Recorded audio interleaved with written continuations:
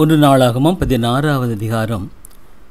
அவர்கள் தேவனுடைய பெட்டியை உள்ளே கொண்டு வந்தபோது தாவீது அதற்கு போட்ட கூடாரத்தின் நடுவே அவர்கள் அதை வைத்து தேவனுடைய சன்னதியில் சர்வாங்க தகன பலிகளையும் சமாதான பலிகளையும் செலுத்தினார்கள். தாவீது சர்வாங்க தகன பலிகளையும் சமாதான பலிகளையும் செலுத்தி தீர்ந்த பின்பு அவன் ஜனத்தை கர்த்தருடைய நாமத்திலே ஆசீர்வதித்து, புருஷர் தொடங்கி ஸ்திரீகள் மட்டும் இஸ்ரவேலராகிய அனைவருக்கும் அவரவருக்கு ஒவ்வொரு அப்பத்தையும் ஒவ்வொரு இறைச்சி துண்டையும் ஒவ்வொரு படி திராட்சை ரசத்தையும் பங்கிட்டு கொடுத்தான். இஸ்ரவேலின் தேவனாகிய கர்த்தரை பிரஸ்தாபம் பண்ணி துதித்து புகழ்கிறதற்கு கர்த்தருடைய பெட்டிக்கு முன்பாக சேவிக்கத்தக்க லேவியரில் சிலரை நியமித்தான். அவர்களில் ஆசாப் தலைவனும் சகரியா அவனுக்கு இரண்டாவதுமாயிருந்தான். ஏயேல், செமெரேமோத், எகியேல், மத்தித்தியா, எலியாப், பெனாயா, ஓபேத் ஏதோம், ஏயேல் என்பவர்கள் தம்புரு சுரமண்டலம் என்னும் கீத வாக்கியங்களை வாசிக்கவும் ஆசாப் கைத்தாளங்களை கொட்டவும், பெனாயா, யாகாசியேல் என்னும் ஆசாரியர் எப்போதும் தேவனுடைய உடன்படிக்கை பெட்டிக்கு முன்பாக பூரிகைகளை ஊதவும் நியமிக்கப்பட்டார்கள். அப்படி ஆரம்பித்த அந்நாளிலே தானே கர்த்தருக்கு துதியாக பாடும்படி தாவீது ஆசாப்பிடத்திலும் அவன் சௌரிடத்திலும் கொடுத்த சங்கீதமாவது: கர்த்தரை துதித்து அவருடைய நாமத்தை பிரஸ்தாபமாக்குங்கள், அவருடைய செய்கைகளை ஜனங்களுக்குள்ளே பிரசித்தப்படுத்துங்கள், அவரை பாடி அவரை கீர்த்தனம் பண்ணி அவருடைய அதிசயங்களெல்லாம் தியானித்து பேசுங்கள், அவருடைய பரிசுத்த நாமத்தை குறித்து மேன்மை பாராட்டுங்கள், கர்த்தரை தேடுகளின் இருதயம் மகிழ்வதாக, கர்த்தரையும் அவர் வல்லமையும் நாடுங்கள், அவர் சமூகத்தை நித்தமும் தேடுங்கள். அவருடைய தாசனாகிய இஸ்ரவேலின் சந்ததியே, அவரால் தெரிந்து கொள்ளப்பட்டவர்களாகிய யாக்கோபின் புத்திரரே, அவர் செய்த அதிசயங்களையும் அவருடைய அற்புதங்களையும் அவர் வாக்கின் நியாய தீர்ப்புகளையும் நினைவு கூறுங்கள். அவரே நம்முடைய தேவனாகிய கர்த்தர், அவருடைய நியாய தீர்ப்புகள் பூமி எங்கும் விளங்கும். 1000 தலைமுறைக்கென்று அவர் கட்டளையிட்ட வாக்கையும் ஆபிரகாமோடு அவர் பண்ணின உடன்படிக்கையும் அவர் ஈசாக்கு கேட்ட ஆணையையும் என்றென்றைக்கும் நினைத்திருங்கள். அதை யாக்கோபுக்கு பிரமாணமாகவும் இஸ்ரவேலுக்கு நித்திய உடன்படிக்கையாகவும் உறுதிப்படுத்தி, உங்கள் சுதந்திர பாகமாக கானான் தேசத்தை உனக்கு தருவேன் என்றார். அக்காலத்தில் அவர்கள் கொஞ்சம் தொகைக்குட்பட்ட சொற்ப ஜனங்களும் பிரதேசிகளுமா இருந்தார்கள். அவர்கள் ஒரு ஜனத்தை விட்டு மறு ஜனத்தண்டைக்கும் ஒரு ராஜ்யத்தை விட்டு மறு தேசத்தாரண்டைக்கும் போனார்கள். அவர்களை ஒடுக்கும்படி ஒருவருக்கும் இடங்கூடாமல் அவர்கள் நிமித்தம் ராஜாக்களை கடிந்து கொண்டு, நான் அபிஷேகம் பண்ணினவர்களை நீங்கள் தொடாமலும் என்னுடைய தீர்க்கதரிசிகளுக்கு தீங்கு செய்யாமலும் இருங்கள் என்றார். பூமியின் சகல குடிகளே, கர்த்தரை பாடி நாளுக்கு நாள் அவருடைய இரட்சிப்பை சுவிசேஷமாய் அறிவியுங்கள். ஜாதிகளுக்குள் அவருடைய மகிமையும் சகல ஜனங்களுக்குள்ளும் அவருடைய அதிசயங்களையும் விவரித்து சொல்லுங்கள். கர்த்தர் பெரியவரும் மிகவும் துதிக்கப்படத்தக்கவருமாயிருக்கிறார். எல்லா தேவர்களிலும் பயப்படத்தக்கவர் அவரே. சகல ஜனங்களுடைய தேவர்களும் விக்கிரங்கள் தானே. கர்த்தரோ வானங்களை உண்டாக்கினவர். மகிமையும் கனமும் அவர் சமூகத்தில் இருக்கிறது, வல்லமையும் மகிழ்ச்சியும் அவர் ஸ்தலத்தில் இருக்கிறது. ஜனங்களின் வம்சங்களே, கர்த்தருக்கு மகிமையும் வல்லமையும் செலுத்துங்கள், கர்த்தருக்கே அதை செலுத்துங்கள். கர்த்தருக்கு அவருடைய நாமத்திற்குரிய மகிமையை செலுத்தி காணிக்களை கொண்டு வந்து அவருடைய சன்னதியில் பிரவேசியுங்கள். பரிசுத்த அலங்காரத்துடனே கர்த்தரை தொழுது கொள்ளுங்கள். பூலகத்தாரே, நீங்கள் யாவரும் அவருக்கு முன்பாக நடுங்குங்கள். அவர் பூச்சக்கரத்தை அசையாதபடிக்கு உறுதிப்படுத்துகிறவர். வானங்கள் மகிழ்ந்து பூமி பூரிப்பதாக கர்த்தர் ராஜரீகம் பண்ணுகிறார் என்று ஜாதிகளுக்குள்ளே சொல்லப்படுவதாக. சமுத்திரமும் அதன் நிறைவும் முழங்கி நாடும் அதிலுள்ள யாவும் களிகூறுவதாக. அப்பொழுது கர்த்தருக்குன்பாக காட்டு விருட்சங்களும் கெம்பீரிக்கும். அவர் பூமியை நியாயம் தீர்க்க வருகிறார். கர்த்தரை துதியுங்கள், அவர் நல்லவர், அவர் கிருபை என்றும் உள்ளது. எங்கள் இரட்சிப்பின் தேவனே, நாங்கள் உமது பரிசுத்த நாமத்தை போற்றி உம்மை துதிக்கிறதுனால் மேன்மை பாராட்டும்படிக்கு எங்களை இரட்சித்து எங்களை சேர்த்து கொண்டு ஜாதிகளுக்கு எங்களை நீங்களாக்கியறலும் என்று சொல்லுங்கள். இஸ்ரவேலின் தேவனாகிய கர்த்தருக்கு சதா காலங்களிலும் ஸ்தோத்திரம் உண்டாவதாக. அதற்கு ஜனங்கள் எல்லாரும் ஆமேன் என்று சொல்லி கர்த்தரை துதித்தார்கள். பின்பு பெட்டிக்கு முன்பாக நித்தம் அன்றாடக முறையாய் சேவிக்கும்படி அவன் அங்கே கர்த்தருடைய உடன்படிக்கை பெட்டிக்கு முன்பாக ஆசாப்பையும் அவன் சகோதரையும் ஓபேத் ஏதோமையும் அவர்களுடைய சகோதராகிய 68 பேரையும் வைத்து எதித்தூனின் குமாரனாகிய இந்த ஓபேத் ஏதோமையும் ஓசாவையும் வாசல் காக்கிறவர்களாக வைத்தான். கிபியோனில் உள்ள மேட்டின் மேலிருக்கிற கர்த்தருடைய வாசஸ்தலத்திற்கு முன்பாக இருக்கிற சர்வாங்க தகன பலிபீடத்தின் மேல் சர்வாங்க தகனங்களை நித்தமும் அந்தி சந்தியில் கர்த்தர் இஸ்ரவேலுக்கு கற்பித்த நியாயப்பிரமாணத்தில் எழுதியிருக்கிறபடியெல்லாம் கர்த்தருக்கு செலுத்துவதற்காக அங்கே அவன் ஆசாரியனாகிய சாதோக்கையும் அவன் சகோதரராகிய ஆசாரியரையும் வைத்து இவர்களோடும் கூட எமானையும் எதித்தூனையும் பேர் பேராக குறித்து தெரிந்து கொள்ளப்பட்ட மற்ற சிலரையும் கர்த்தருடைய கிருபை என்றும் உள்ளது என்றும் அவரை துதிக்கவும் பூரிகைகளையும் கைத்தாளங்களையும் தேவனை பாடுதற்குரிய கீத வாத்தியங்களையும் தொனிக்கச் செய்யவும் அவர்களுடன் ஏமானையும் எதித்தோனையும் வைத்து எதித்தோனின் குமாரை வாசல் காக்கிறவர்களாக கட்டளையிட்டான். பின்பு ஜனங்கள் எல்லாரும் அவரவர் தங்கள் வீட்டிற்கு போனார்கள். தாவீதும் தன் வீட்டாரை ஆசிர்வதிக்க திரும்பினான். 1 நாளாகமம் 17வது அதிகாரம். தாவீது தன் வீட்டிலே வாசமாயிருக்கிற போது அவன் தீர்க்கதரிசியாகி நாத்தானை நோக்கி, பாரும், நான் கேதுரு மர வீட்டிலே வாசம் பண்ணுகிறேன். கர்த்தருடைய உடன்படிக்கை பெட்டியோ திரைகளின் கீழ் இருக்கிறது என்றான். அப்பொழுது நாத்தான் தாவீதை நோக்கி, உம்முடைய இருதயத்தில் இருக்கிறது எல்லாம் செய்யும், தேவன் உம்மோடு இருக்கிறார் என்றான்.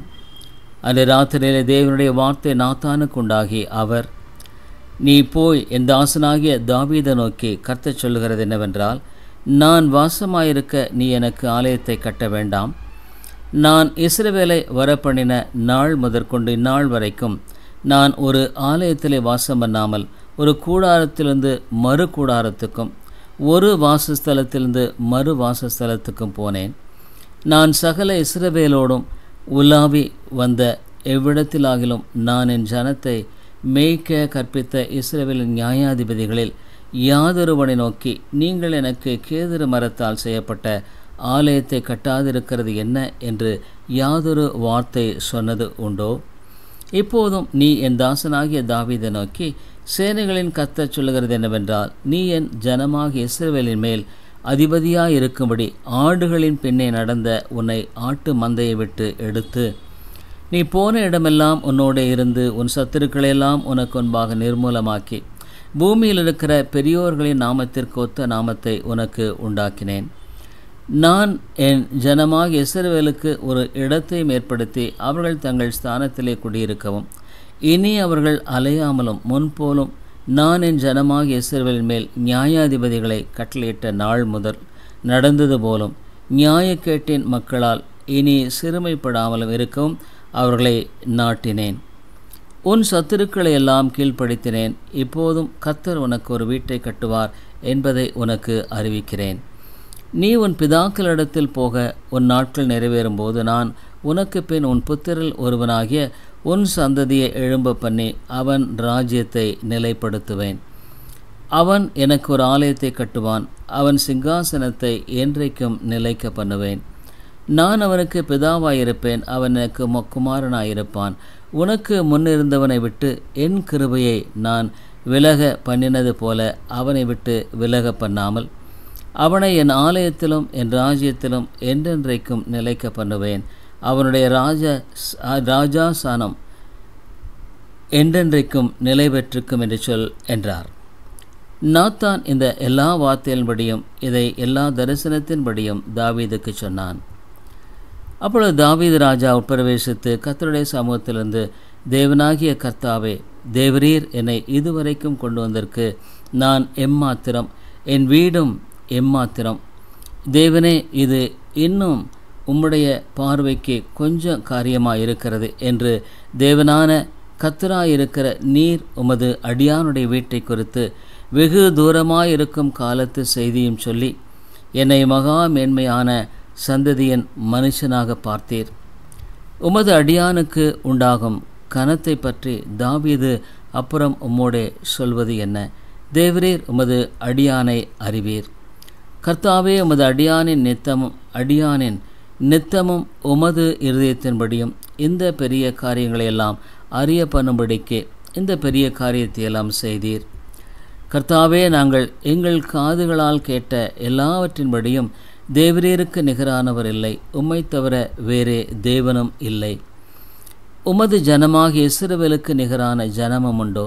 பூலோகத்தில் இந்த ஒரே ஜாதியை தேவனாகிய நீர் உமக்கு ஜனமாக மீட்கும்படி பயங்கரமான பெரிய காரியங்களினால் உமது கீர்த்தியை உண்டாக்கி நீர் எகிப்திற்கு நீங்களாக்கி மீட்ட உமது ஜனத்திற்கு முன்பாக ஜாதிகளை துரத்தி உமது ஜனமாகிய இஸ்ரவேலர் என்றைக்கும் உமது ஜனமாக இருப்பதற்கு அவர்களை நிலைப்படுத்தி கர்த்தராகிய நீர்தாமே அவர்களுக்கு தேவனானீர்.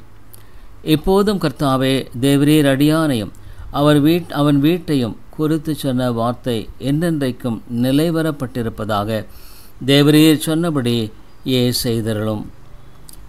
ஆம், அது நிலைவரப்பட்டிருக்கவும் இஸ்ரவேலின் தேவனாகிய சேனைகளின் கர்த்தர் இஸ்ரவேலுக்கு தேவன் என்றும் உமது அடியானாகிய தாவீதின் வீடு உமக்குன்பாக திடமானதென்றும் சொல்லப்படுவதினால் உமது நாமம் என்றைக்கும் மகிமைப்படவும் கடவது. உனக்கு வீடு கட்டுவேன் என்று என் தேவனாகிய நீர் உமது அடியான் சேவை கேட்க வெளிப்படுத்தினீர். ஆகையால் உமக்கு முன்பாக விண்ணப்பம் பண்ண உமது அடியானுக்கு மன தைரியம் கிடைத்தது. இப்போதும் கர்த்தாவே, நீரே தேவன், நீர் உமது அடியானை குறித்து இந்த நல்ல விசேஷத்தை சொன்னீர்.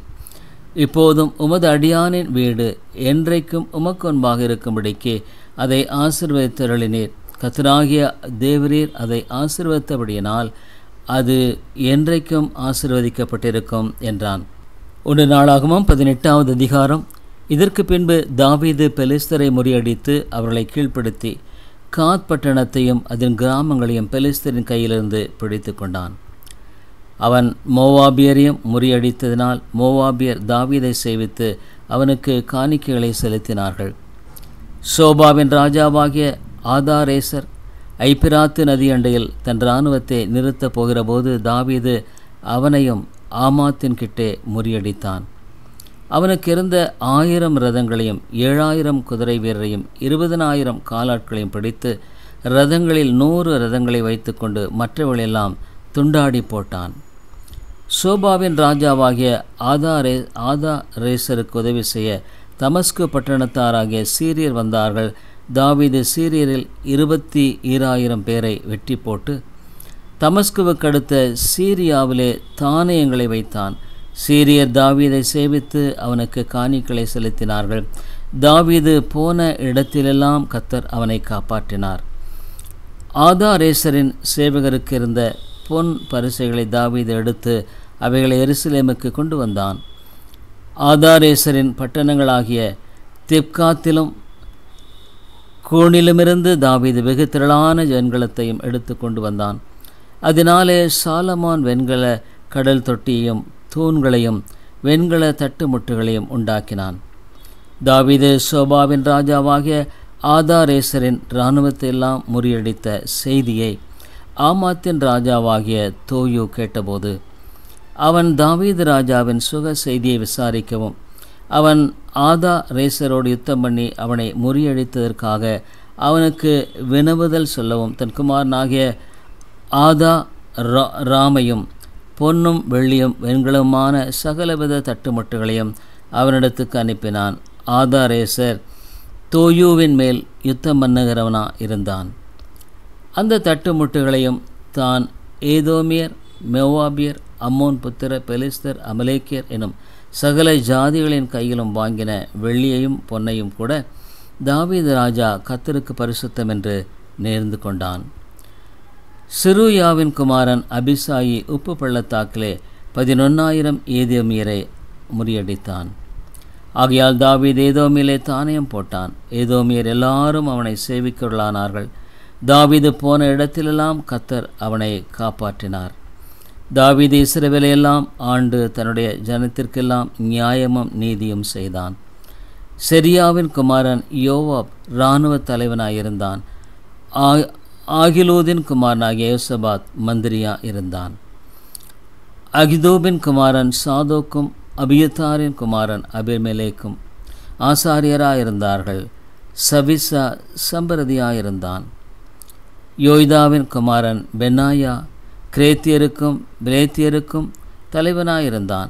தாவீதின் புத்திர ராஜாவினிடத்தில் பிரதானிகளாக இருந்தார்கள்.